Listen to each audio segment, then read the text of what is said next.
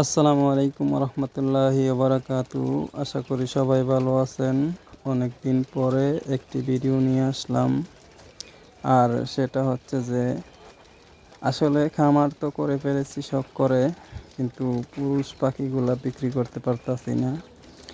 আর আমি চাঁদপুরের কচুয়া এমন একটি এলাকায়, আমার এলাকায় কেউ কোয়েল পাখি ভালো করে চেনেই না।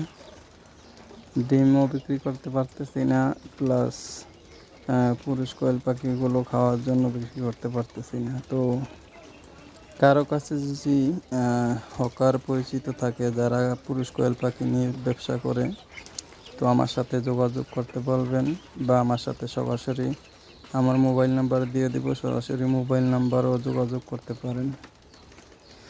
তো আরেকটি সমস্যার কথা আজকে বলবো, যে আমার কোয়েল পাখির বয়স আজকে প্রায় 2 মাস 17 দিন। 2 মাস 17 দিন, এখনও 200 কোয়েল পাখির ভিতরে আমার কোয়েল পাখিগুলা মাত্র 20-30টায় ডিম পাড়তেছে। আমি অনেকগুলো সমস্যায় পড়ে গেছি।